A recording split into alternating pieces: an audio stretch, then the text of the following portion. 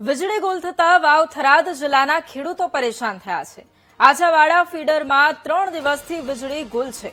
ખેડૂતોએ જિલ્લા કલેક્ટરને આ મુદ્દે રજૂઆત કરી છે। રામપુરા સબસ્ટેશનમાં આજાવાડા ફીડર આવે છે।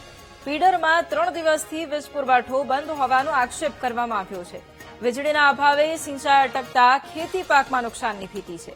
24 કલાકમાં સમસ્યા ઉકેલી વીજ પુરવઠો શરૂ કરવા માટે કલેક્ટરને આવેદનપત્ર આપવામાં આવ્યું। તાત્કાલિક નવું ફીડર કાર્યરત કરી કાયમી ઉકેલની ખેડૂતોની માંગ છે। આજાવાડા અને કાસવી ફીડરમાં અપૂરતા સ્ટાફનો પ્રશ્ન ઉઠાવ્યો છે। લાઇન રિપેરિંગમાં અવરોધ કરનાર સામે પણ કડક કાર્યવાહીની માંગ છે। અમારી માંગ એક જ હતી વિદ્યુત બોર્ડને લઈને। રામપુરા એસએસમાંથી આજાવાડા ફીડરમાં પાવર અમને પૂરતો મળતો નથી।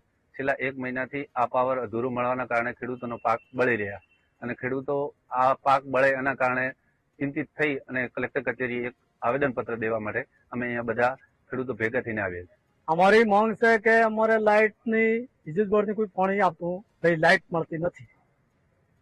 તે લાઇટ અમારી માંગ છે। આ ખેડૂતોની બધા ભેગા થઈ અને મને કે કરી છે કે આડો કે પાણીની માંગ આવે ભાઈ લાઇટની તો અમારે 8 કલાક લાઇટ ટાઈમસર મળવી જોઈએ। લાઇટનો કાપ આપવો જોઈએ નહીં। મહિનાથી લાઇટ અમારે મળતી જ નથી।